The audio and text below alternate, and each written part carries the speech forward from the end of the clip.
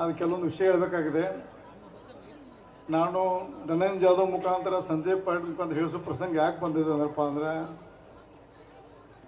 ನಾನು ಜೂನ್ 4 ಮಟ್ಟ ಯಾವುದೇ ಥರ ಮಾತಾಡೋದಂತ ಮಾತು ಕೊಟ್ಟಿದ್ದೇನೆ. ನಮ್ಮ ಬಾಲಚಂದ್ರ ಜಾರಕಿಹೊಳಿ ಮಾತು ಕೊಟ್ಟು ನಮ್ಮ ತಮ್ಮಗೆ ಯಾಕೆ ಕೊಟ್ಟಪ್ಪ, ನಾನು ಹೆದರಿಲ್ಲ. ಯಾಕೆ ಮಾಧ್ಯಮ ಮಿತ್ರರು ಪಾಪ ಅವರು ಬೆಳಗಾವದ ರಿಪೋರ್ಟರ್ ಭಾಳ ಸರಿಯಾಗಿ ಚಿತ್ರೀಕರಣ ಮಾಡ್ತಾರೆ.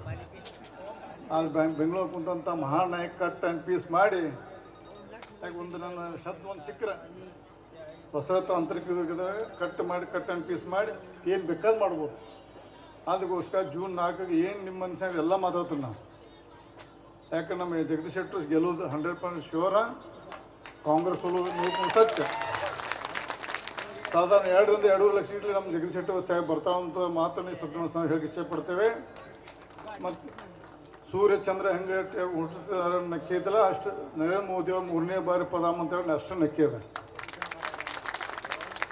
ನಾವು ಕಳೆದ ವಿಧಾನಸಭಾ ಚುನಾವಣೆಯಲ್ಲಿ ವಿಶೇಷವಾಗಿ ಗ್ರಾಮೀಣ ಭಾಗ ಮತ್ತು ಪಶ್ಚಿಮ ಭಾಗ ಕೆಲವೊಂದು ನಾವು ಬಹಳಷ್ಟು ಇಲ್ಲಿ ಸುಧಾರಣೆ ಮಾಡಬೇಕಂತ ಭಾಳಷ್ಟು ಇಚ್ಛೆ ಪಟ್ಟಿದ್ದು. ಅದಕ್ಕೆ ದುರ್ದೈವದಿಂದ ನಮ್ಮ ಸರ್ಕಾರ ಬರಲಿಲ್ಲ. ಆದರೆ ಮಹಾರಾಷ್ಟ್ರ ಗೋವಾ ನಮ್ಮ ಸರ್ಕಾರ ಇರೋದ್ರಿಂದ ಜಗದೀಶ್ ಶೆಟ್ಟರ್ ಅವರ ಕೈ ಬಲಪಡಿಸಿ, ಮೋದಿಯವರ ಕೈ ಬಲಪಡಿಸಿ ನಂತರ ಪಶ್ಚಿಮ ಭಾಗದ ನೀರಾವರಿ ಯೋಜನೆ ಮಾಡ್ಬೇಕಂತ ಒಂದು ನಮ್ಗೆ ಭಾಳಷ್ಟು ಒಂದು ದೃಢ ಸಂಕಲ್ಪ ಇದೆ. ಅದು ಧನಂಜಯ ಸ್ವಲ್ಪ ಮರಾಠಿ ಹೇಳ್ಬೇಕು. ಆಮೇಲೆ ಪಶ್ಚಿಮ ಭಾಗದ ಮರಾಠಿ ಹೇಳ್ರಿ. ಯಾಕಪ್ಪ ಅಂದರೆ ನಾವು ಇದನ್ನು ಯಾಕೆ ಕೋಡಪ್ ಕಂಡಿರೋದ್ರಿಂದ ಭಾಳಷ್ಟು ವಿಷಯವನ್ನು ಮಾತಾಡಕ್ಕೆ ಬರೋದಿಲ್ಲ. ನಾವು ಇದು ಹಳಿದ ಯೋಜನೆಯಲ್ಲಿ ಇದ್ದಂಥದ್ದನ್ನು ಮಾತಾಡ್ಬೋದು, ಹೊಸ ಯೋಜನೆ ಮಾತಾಡಕ್ಕೆ ಬರೋದಿಲ್ಲ.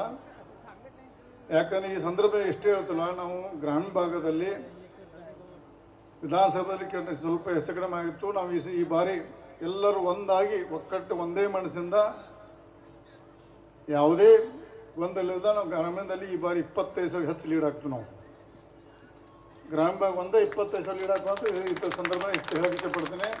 ನಾವು ಬೆಳಗಾವಿ 3 ಕ್ಷೇತ್ರದ 1 ಲಕ್ಷಕ್ಕಿಂತ ಹೆಚ್ಚು ಜಾಸ್ತಿ ಲೀಡ್ ಆಗ್ತೀವಿ. ನಾವು ಬೆಳಗಾವಿ 3 ಕ್ಷೇತ್ರದಲ್ಲಿ 1 ಲಕ್ಷಕ್ಕಿಂತ ಜಾಸ್ತಿ ಲೀಡ್ ಆಗ್ತೀವಿ.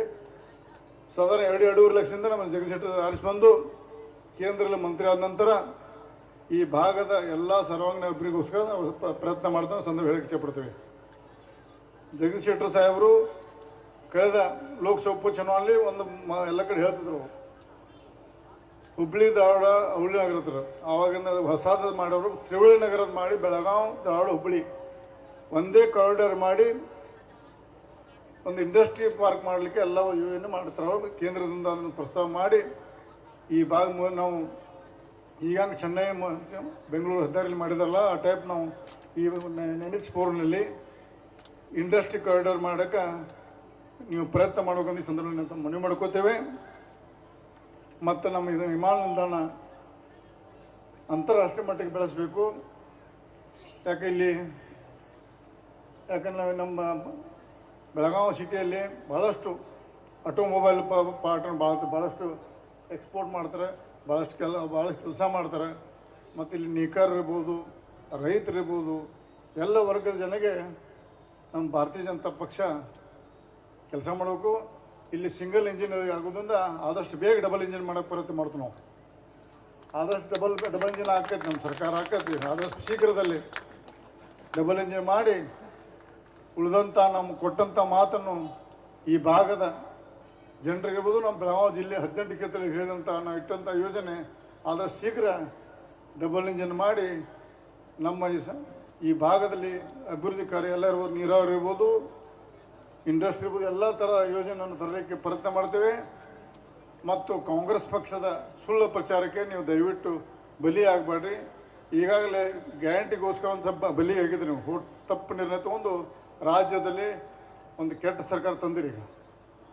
ಆ ಸರ್ಕಾರದಿಂದ ಬರೀ ಯೋಜನೆ ಬರೀ ಸಬ್ಸಿಡಿ ಕೊಟ್ಕೋತ ಇವತ್ತೆಲ್ಲ ಈಗ ಲೋಕಸಭೆ ಚುನಾವಣೆ ಅಂತ ಸ್ವಲ್ಪ ಲೈಟ್ ಇದಾವೆ, ಅದು ಹೋಗಿಬಿಡ್ತದೆ ಲೈಟ್. ಲೋಕಸಭೆ ಚುನಾವಣೆ ಮುಗಿದ ನಂತರ ನಿಮ್ಮ ಗ್ಯಾರಂಟಿನೂ ಬಂದ್ ಆಕತಿ, ಕರೆಂಟು ಹೋಗ್ತದೆ. ಈ ಬರೀ ಚುನಾವಣೆ ಅದು 7 ತಾರೀಕು ಒಂದು ರಿಸಲ್ಟ್ಸ್ ಅಲ್ಲ, 7 ತಾರೀಕು ಮುಗಿದ ನಂತರ ನಿಮ್ಮ ಎಲ್ಲ ಇವು ಬಸ್ ಪಾಸುಕ ಬಂದಾಕವು, 2,000 ಬಂದಾಕವು, ಎಲ್ಲ ಗೊತ್ತೈತೆ ಅವ್ರಿಗೆ.